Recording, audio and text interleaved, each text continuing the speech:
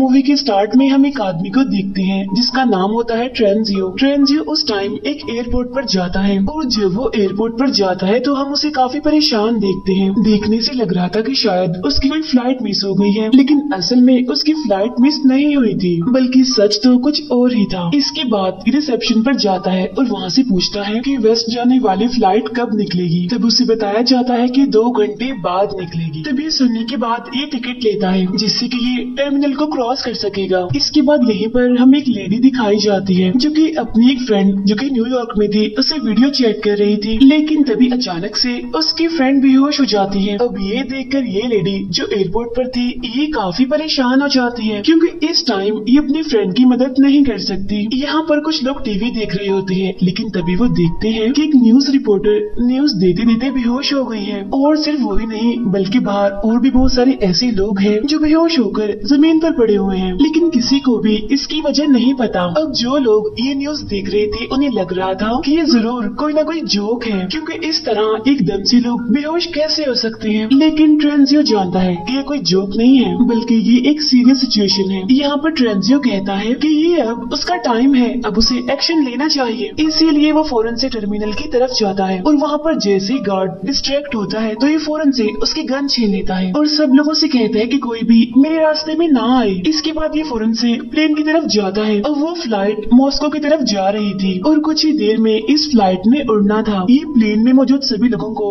Gun point पर लेता है और प्लेन को फौरन से उड़ाने के लिए कहता है, लेकिन जो असली पायलट था वो अभी तक प्लेन में नहीं आया था। लेकिन जो को पायलट होता है वो इस टेररिस्ट की हेल्प नहीं करना चाहता, इसीलिए ये दोनों एक दूसरे से लड़ रहे होते हैं, जिसकी वजह से एक गोली उस पायलट को लग जाती है, इसीलिए वो जख्मी हो जाता है। ये गोली उस पायलट के हाथ में लगी थी। अब इस सारे सिचुएशन की वजह से वो सारे पैसेंजर्स काफी परेशान थे और फ्लाइट अटेंडेंट इन सबको हौसला दे रही थी कि सब ठीक हो जाएगा, कुछ भी नहीं होगा।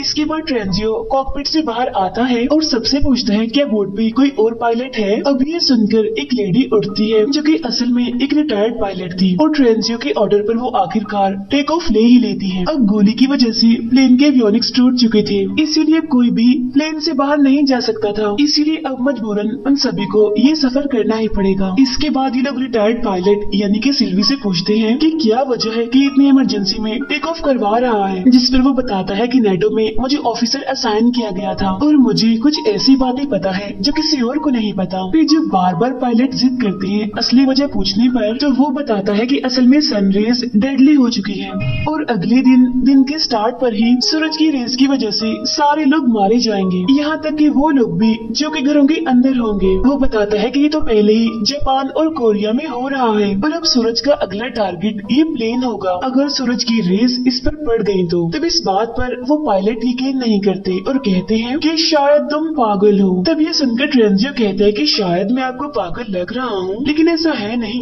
मैं पागल नहीं हूँ। वो पायलट मैथ्यू जिसके हाथ में शूट लगा था उसके हाथ से खून बह रहा होता है तो प्लेन में मौजूद एक लेडी जो कि मेडिकल प्रोफेशनल होती है वो ये जिम्मेदारी लेती है कि मैं पायलट की मदद करूंगी। यहाँ पर वो लेडी हॉट नाइफ का यूज करती है ताकि वो उस पायलट के हाथ से उस गोली को निकाल सके। अब इस वजह से पायलट को बहुत ज्यादा दर्द हो रही थी और प्लेन में मौजूद सारे पैसेंजर्स भी उसकी वजह से परेशान हो रहे थे, लेकिन यहाँ पर मैथ्यू जानता था कि उसे सब्र से काम लेना चाहिए क्योंकि सबकी जिंदगी अब उस पर डिपेंड करती है। यहाँ पर मैथ्यू सबको बताता है कि हम उसी जगह पर लैंड करेंगे जहाँ पर लैंड करने का ट्रेंजियो हमें कह रहा है, बजाय उस जगह पर लैंड करने के जहाँ पर हमने सोचा था। यहाँ पर मैथ्यू को लगता है कि फाइटर जेट्स लाजमी आ रहे होंगे उन्हें रेस्क्यू करने के लिए, क्योंकि उन्होंने ये प्लेन इसीलिए उड़ाया था क्योंकि उसे यानी मैथ्यू को गन पॉइंट पर लिया गया था। लेकिन दूसरी पायलट यानी सिल्वी को ऐसा नहीं लग रहा था, उसे नहीं लग रहा था कि कोई उनकी मदद करने के लिए आएगा। वहाँ एक और पैसेंजर को जब ये बात पता चलती है कि सन रेज सबको मार रही है तो उसे इस बात पर यकीन नहीं होता, इसीलिए वो पायलट्स पर शक करने लगता है, यानी कि सारे पायलट्स उनसे झूठ बोल रहे हैं। इस पैसेंजर का नाम अयाज होता है। इसके बाद हम एक और पैसेंजर को देखते हैं जो कि अरबी होता है। ये पैसेंजर एकदम से खांसी करने लगता है और देखते ही देखते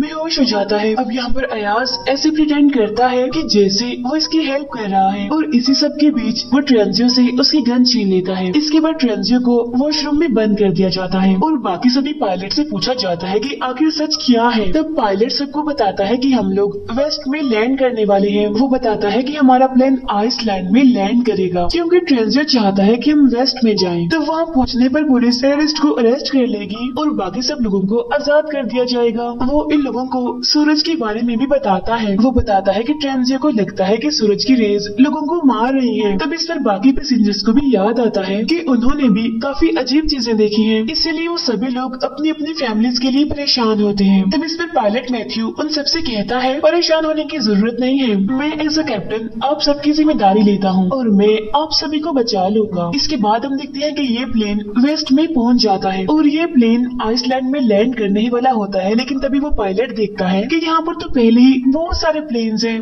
और इतने ज्यादा प्लेन्स होने की वजह से कुछ प्लेन्स तो क्रैश भी हो गए हैं और तो और यहाँ पर लैंड करने की जगह भी नहीं है, लोग भी इधर उधर भाग रहे हैं, जिससे पायलट को यकीन हो जाता है कि ट्रेंजियो सच ही कह रहा था। लेकिन अब क्योंकि इनके पास लैंड करने की कोई और जगह नहीं है तो ये सोचते हैं कि थोड़ा आगे जाकर स्कॉटलैंड में लैंड करेंगे। इसके बाद ट्रेंजियो को वॉशरूम से बाहर निकाला जाता है और उससे कहा जाता है कि सबको इस सिचुएशन के बारे में बताओ, यानी कैसे सूरज की रेस सबको मार रही है। ट्रेंजियो कहता है कि मुझे सबके बारे में मेरे सीनियर से पता चला और मैं तो खुद भी नहीं जानता कि ये सब कुछ क्यों हो रहा है और ये सब कुछ कब खत्म होगा। मैं तो बस इतना जानता हूँ कि अगर हमने बचना है तो हमें सूरज से कहीं दूर लैंड करना पड़ेगा, किसी ऐसी जगह पर जहाँ पर सूरज की रेस ना पहुँचती हो। अब यहाँ वही अरबी जो कुछ टाइम पहले बेहोश हो गया था वो अभी भी जिंदा होता है और बड़ी ही मुश्किलों से वो सांस ले रहा होता है। वो बस मरने ही वाला होता है और अपनी आखिरी सांसों में वो सबको बताता है कि मैंने डायमंड्स स्वेलो कर लिए थे। अब यहाँ पर वो नर्स पूरी कोशिश करती है कि किसी तरह से इस आदमी के अंदर से उन डायमंड्स को निकाल दिया जाए, लेकिन उसकी कोशिशें नाकामयाब ही रहती हैं। इसके बाद हम देखते हैं कि ये लोग स्कॉटलैंड में इमरजेंसी लैंडिंग करते हैं। अब ये लैंडिंग काफी मुश्किल थी और प्लेन एक दीवार को हिट करने ही वाला था, लेकिन बड़ी मुश्किलों से कुछ ही सेकंड्स पहले आखिरकार ये प्लेन को रोक ही लेते हैं। अब जैसे ये सारे लोग लैंड करते हैं तो इनके पास बहुत सारे मैसेजेस और बहुत सारे नोटिफिकेशंस आते हैं इनकी फैमिलीज की तरफ से। इंटरनेट पर भी हर तरफ न्यूज चल रही थी जिसमें बताया जाता है कि आधी दुनिया के लोग तो मर चुके हैं सूरज की रेस की वजह से और आधे अभी बचे हुए हैं। ये एयरपोर्ट खाली था क्योंकि लोग यहाँ से भाग चुके थे। अब ये लोग डार्क प्लेस को ढूंढ रहे थे कि कहीं पर भी इन्हें डार्क प्लेस मिले और ये वहाँ पर छुप जाए, जबकि न्यूज में बताया जा रहा था कि अगर सूरज निकलता है तो तब अगर कोई इंसान बंकर में जाकर भी छुप जाए तो वो भी मर जाएगा। अब यहाँ पर इन सभी पैसेंजर्स को भी वेस्ट की तरफ ही फ्लाई करना था, इसीलिए ये सारे अपना जरूरी सामान और सप्लाईज को इकट्ठा करना शुरू करते हैं। इनमें से एक आदमी जो कि अपनी वाइफ के पास वापस जाना चाहता था वो उन सबसे लड़ रहा होता है कि मुझे वेस्ट की तरफ नहीं जाना, इसलिए यहाँ पर उसे अलाउ किया जाता है कि वो वापस जा सकता है। अब इनका अगला स्टॉप था कनाडा और वहाँ जाकर ये अपने प्लेन का फ्यूल दोबारा से भरेंगे और अपने रेडियो को फिक्स करेंगे। कुछ ही टाइम के बाद इंटरनेट ठीक हो जाता है जिससे सभी लोगों को उनके मैसेजेस मिलने लगते हैं और ये मैसेजेस उन सबके प्यारों के आखिरी मैसेजेस थे क्योंकि अब उन सबकी मौत हो चुकी है। तभी एक आदमी सब लोगों को बताता है सूरज की वजह से लोगों की मौत इसीलिए हो रही है क्योंकि इसकी वजह पोलैरिटी है। अब इनमें एक आदमी था जो कि क्लाइमेट एक्सपर्ट था, वो ये जानता था कि सन पोलैरिटी क्या होती है। वो बताता है कि हर 11 साल के बाद सूरज का मैग्नेटिक फील्ड रिवर्स हो जाता है, लेकिन इस बार सूरज के रिवर्स होने की डेंसिटी थोड़ी कमजोर देखी गई। उसका कहना था कि जमीन में हर उस जगह पर गैमा रेस का ब्लास्ट किया गया है जहाँ तक सूरज की रोशनी आती है और इन्हें गैमा रेस की वजह से ही लोग मर रहे हैं। अब इस थ्योरी को प्रूव करने के लिए भी इनके पास कोई रास्ता नहीं था, लेकिन तभी हम देखते हैं कि अयाज को एक नई रिपोर्ट मिलती है जिसमें बताया गया कि RAF के सर्विसमैन जो कि इन्होंने पिक किए हैं और इस टाइम इनके प्लेन में हैं, वो असल में टेररिस्ट हैं जो कि अफगानिस्तान से आए हैं। इन्हें अरेस्ट कर लिया गया था और इन्हें इनकी कंट्री में वापस लेकर जाया जा रहा था। बाहर हम देखते हैं कि उनमें से एक टेररिस्ट एक बूढ़े आदमी से लड़ रहा होता है और बाद में उसे धक्का देता है जिसकी वजह से उस बूढ़े आदमी की मौत हो जाती है। अब ये बात जब पायलट को पता चलती है तो मेन पायलट ये डिसाइड करता है कि वो उन टेररिस्ट को कनाडा में छोड़कर अपनी फर्दर एक दूसरी फ्लाइट लेंगे। इसके बाद ये लोग लैंड करते हैं और अब सूरज निकलने में सिर्फ 2 घंटे रह गए थे। यहाँ पर उन टेररिस्ट को कहा जाता है कि आप रेडियो को रिपेयर करने के लिए यहाँ आसपास कोई शॉप देखें। तब इस बात पर वो 2 पैसेंजर्स को अपने साथ ले जाने के लिए कहते हैं। वो कहते हैं अच्छा ठीक है हम शॉप ढूंढने के लिए जाएंगे, लेकिन साथ में जेकब और गैब्रियल को लेकर जाएंगे। अब यहाँ पर जेकब को तो सारे प्लान का पता था, लेकिन गैब्रियल को इस बारे में नहीं पता था। फिर जब जेकब और गैब्रियल टेररिस्ट के साथ जाते हैं तो जेकब उन टेररिस्ट को रूम में लॉक करता है और गैब्रियल को अपने साथ लेकर भागना चाहता है, लेकिन गैब्रियल जिसे प्लान का नहीं पता था वो उनको छोड़कर जाना नहीं चाहती थी। जेकब फौरन से प्लेन की तरफ भागता है क्योंकि उसके पास इतना टाइम नहीं था कि वो यहाँ पर खड़े होकर गैब्रियल को उसके साथ जाने के लिए मनाता, इसीलिए वो फौरन से ही प्लेन की तरफ जाता है जबकि टेररिस्ट उसका पीछे कर रहे थे। यहाँ पर गैब्रियल इस सिटी में रह गई थी और उसके बगैर ही प्लेन टेक ऑफ कर लेता है और वो टेररिस्ट जो कि जेकब का पीछा कर रहे थे वो प्लेन की विंडो पर बुलेट से शॉट करते हैं। अगर प्लेन अपना लेवल एल्टीट्यूड मेंटेन रखता है तो ये विंडो नहीं टूटेगी। इस प्लेन में एक बच्चा भी होता है जो कि काफी बीमार होता है और यहाँ पर अयाज उससे बात करने की कोशिश करता है कि शायद वो उसकी कोई हेल्प कर सके, लेकिन उस बच्चे की मदर उसे कहती है कि दूर रहो मेरे बच्चे से, इसे बात मत करो। लेकिन तभी इन्हें हवाई से किसी जगह से रेडियो सिग्नल्स मिलते हैं। अब इन सिग्नल से इन्हें पता चलता है कि हवाई में कुछ पैसेंजर्स हैं जो कि अंडर वाटर बंकर में हैं और उस बंकर की वजह से ही वो अभी तक जिंदा है। अब मैथ्यू पायलट उन्हें बचाने के लिए जाना चाहता था, तब दूसरी पायलट कहती है कि हमें तो ये भी नहीं पता कि मैसेज क्लियर भी है या फिर नहीं, इसीलिए उन्हें बचाने के लिए जाना शायद ठीक नहीं होगा, उन्हें बचाने के लिए जाना पागलपन होगा। तभी यहाँ पर ट्रेंजियो आता है और कहता है कि सारे फैसले कैप्टन ही ले रहा है, हम सब क्यों नहीं ले रहे। तभी वो सारे पैसेंजर्स को बुलाता है और यहाँ पर ये फैसला होता है कि सारे पैसेंजर्स वोट करेंगे और मिलकर फैसला करेंगे। लेकिन तभी अचानक से प्लेन में अलार्म बजने लगते हैं जो कि ये बता रहा था कि शायद प्लेन में कोई माल फंक्शन है, तो इसीलिए ये प्रॉब्लम को चेक करते हैं और मैथ्यू को ये बात पता चलती है कि वो टेररिस्ट जिन्हें के ये पीछे छोड़कर आ रहे थे वो तो असल में इन्हें फॉलो कर रहे थे और उनमें से एक टेररिस्ट ने खुद को लैंडिंग गियर से अटैच कर लिया है और अगर वो वहीं रहा तो ये लोग सेफली लैंड नहीं कर पाएंगे। इसीलिए मैथ्यू डिसाइड करता है कि वो स्पीड के साथ चलेगा जिससे कि ऑक्सीजन भी कम हो जाएगी और हाई स्पीड की वजह से वो खुद ही गिर जाएगा। लेकिन यहाँ पर वो ये बात याद नहीं रखता कि इनके प्लेन की विंडो भी टूट चुकी है और जैसे प्लेन स्पीड से चलता है तो प्रेशर की वजह से वो विंडो टूट जाती है। प्लेन में हवा तेजी से आ रही थी और चीजें उड़ रही थी। पैसेंजर्स के लिए वहाँ पर स्टे करना मुश्किल हो रहा था। तब यहाँ पर मैथ्यू जल्दी से प्लेन की स्पीड को कम करता है और उसे लोअर एल्टीट्यूड पे लाता है। फिर हम जेकब को देखते हैं जो कि एक लकड़ी का बोर्ड विंडो के सामने रख देता है ताकि हवा इतनी स्पीड से अंदर ना आ सके। अब यहाँ पर जो बच्चा बीमार था उसके लिए सांस लेना मुश्किल था क्योंकि उसे सांस की ही प्रॉब्लम थी। तब यहाँ पर अयाज को एक प्लान आता है और वो उस बच्चे के लिए एक ऑक्सीजन पाइप का यूज करता है। तब ये देखकर उस बच्चे की मदर को काफी शर्मिंदगी होती है क्योंकि उसने पहले अयाज को अपने बच्चे से दूर रहने के लिए कहा था, लेकिन आज अयाज ने ही उसकी मदद की। यहाँ पर कैप्टन उन सबको बताता है कि अगर हम इसी स्पीड के साथ चलते रहे तो हम हवाई में लैंड नहीं कर पाएंगे, इसीलिए वो अपनी लैंड करने की लोकेशन को चेंज करते हैं। और तो और हैंगिंग टेररिस्ट की वजह से इन्हें मुश्किल का सामना करना पड़ रहा था। लेकिन तभी हम देखते हैं कि अयाज, जेकब और ट्रेंजियो अंडर कैरेज में जाते हैं। ये प्लेन के फ्लोर पर ही होल बनाते हैं ताकि उस टेररिस्ट को देख सके। ट्रेंजियो अपनी गन का यूज करता है लेकिन ये क्रिमिनल गन को छीन लेता है। वो ट्रेंजियो को मारने ही वाला होता है कि तभी अयाज आकर ट्रेंजियो की जान बचा लेता है और उस टेररिस्ट को शूट कर देता है। अब कुछ देर के लिए अयाज इन सबका हीरो बन चुका था, लेकिन तभी इन्हें यहाँ पर एक और सच पता चलता है और वो ये कि वो अरबी पैसेंजर जो पहले इनके प्लेन में था, ये जिसने डायमंड्स खा लिए थे, वो असल में अयाज की वजह से ही मरा था क्योंकि इन पैसेंजर्स ने उस अरबी पैसेंजर की बॉडी को कनाडा में ही दफन कर दिया था। लेकिन तभी उन्हें ऐसा करता एक लड़का देख लेता है और वो भी एक पैसेंजर होता है इसी प्लेन का। उस लड़के पैसेंजर ने देखा कि अयाज उस अरबी पैसेंजर की बॉडी को काट कर उसमें से कुछ निकाल रहा है। तब यहाँ पर अयाज बताता है कि असल में मैं डायमंड्स को स्मगल करता हूँ और जो डायमंड्स मैंने स्मगल किए थे वो उस अरबी पैसेंजर की बॉडी में थे, लेकिन अब क्योंकि उस अरब पैसेंजर ने इंस्ट्रक्शंस को ठीक से फॉलो नहीं किया था इसी वजह से उसकी मौत हो गई और तब मजबूरन मुझे उसकी बॉडी से उन डायमंड्स को निकालना ही पड़ा। अब ये सुनकर सारे पैसेंजर्स को अयाज पर काफी गुस्सा आता है और कुछ पैसेंजर्स तो कह रहे थे कि इसको भी टेररिस्ट की तरह प्लेन से बाहर निकाल दिया जाए, लेकिन ज्यादा पैसेंजर्स तो अयाज के हक में ही थे। अब क्योंकि ज्यादा वोट ये थी कि इसे प्लेन में ही रहने दिया जाए, इसीलिए उसे सिर्फ हैंडकफ्स कर दिया जाता है। इसके बाद ये लोग एक जगह पर लैंड करते हैं और वहाँ से ये प्लेन में फ्यूल डालते हैं। अब यहाँ पर हम देखते हैं कि इनके पास जो क्लाइमेट एक्सपर्ट है वो एक बड़ी अजीब बात कहता है कि वो फ्रूट्स जो वो कनाडा से लेकर आए हैं उनका कोई टेस्ट नहीं है, यानी उनका कोई जायका नहीं है। उसका जिसका कहना था कि गामा रेज इतने स्ट्रॉन्ग हैं कि उनकी वजह से फ्रूट्स का फ्लेवर भी चला गया, और अगर ऐसा ही रहा तो गामा रेज फूड का मुकम्मल स्ट्रक्चर ही चेंज कर देंगी, जिसके बाद वो शायद कुछ हफ्तों बाद ही भूख की वजह से मर जाए। मैथ्यू काफी देर से ड्राइव कर रहा था और अब वो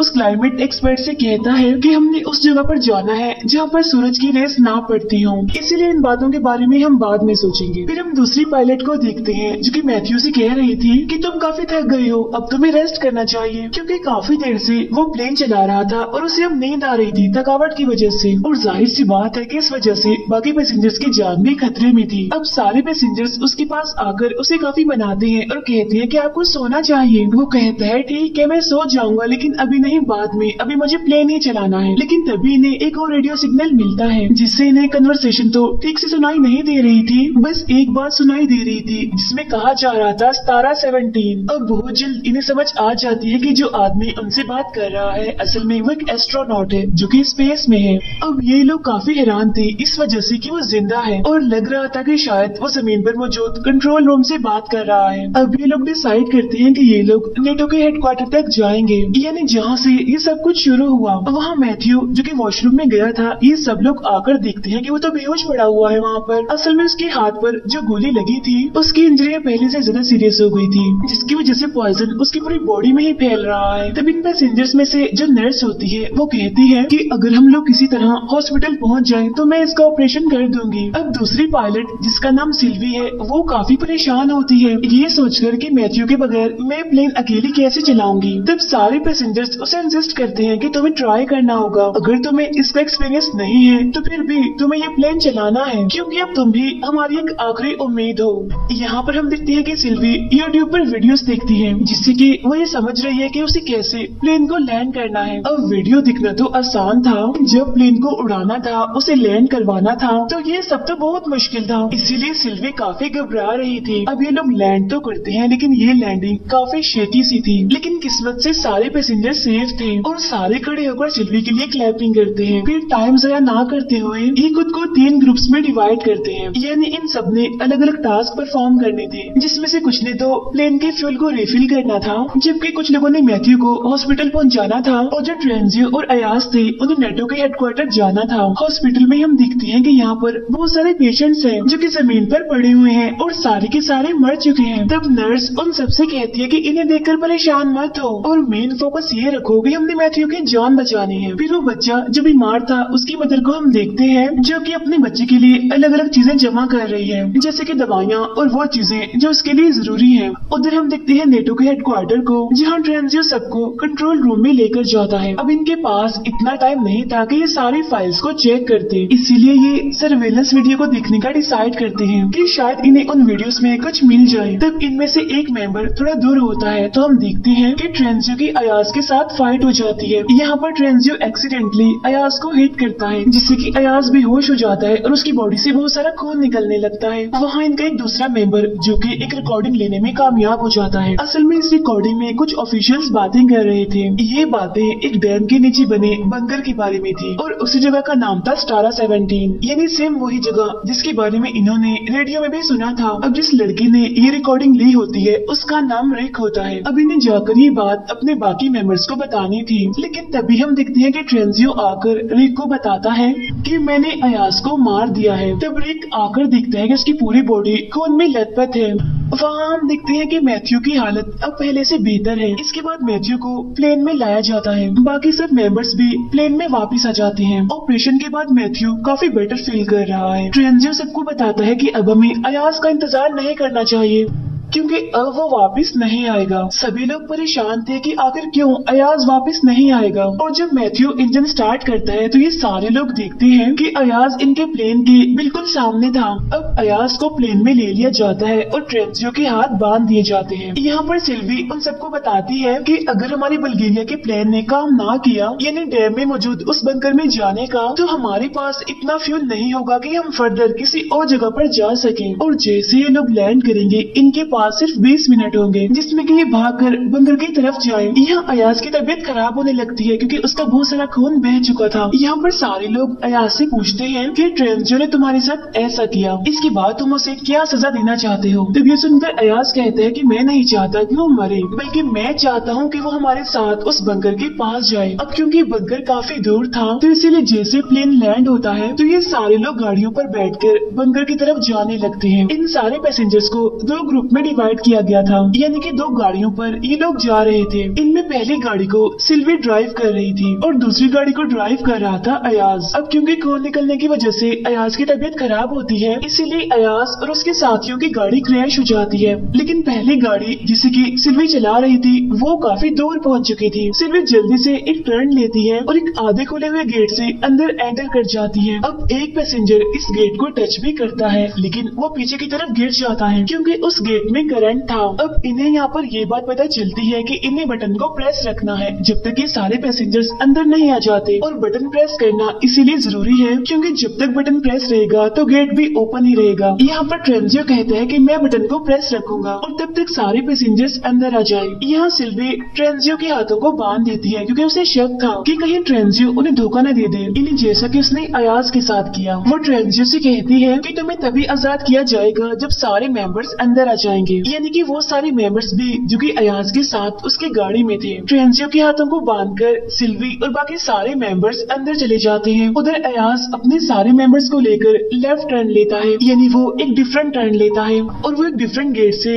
डैम की बंकर में एंटर करता है। अब क्योंकि ये लोग किसी और गेट से आए थे इसीलिए ट्रेंजियो वहाँ पर अकेला रह गया था, जबकि वहाँ पर सारे मेंबर्स अब बंकर के अंदर पहुँच चुके थे। अब इन सभी लोगों को फाइनली मिलिट्री के लोग वेलकम करते हैं और वो इन्हें बताते हैं कि आप सब अब बिल्कुल सेफ हैं। लेकिन ट्रेंजियो तो बाहर ही रह गया था। वो यहाँ पर अपने गॉड से अपनी की गई गलतियों की माफी मांगता है और सूरज को फेस करने के लिए तैयार होता है। अब प्लेन के सारे पैसेंजर्स तो बच जाते हैं लेकिन सूरज की रेस की वजह से ट्रेंजियो मारा जाता है। और इसी के साथ ही ये मूवी यहीं पर एंड हो जाती है। Thank you for watching.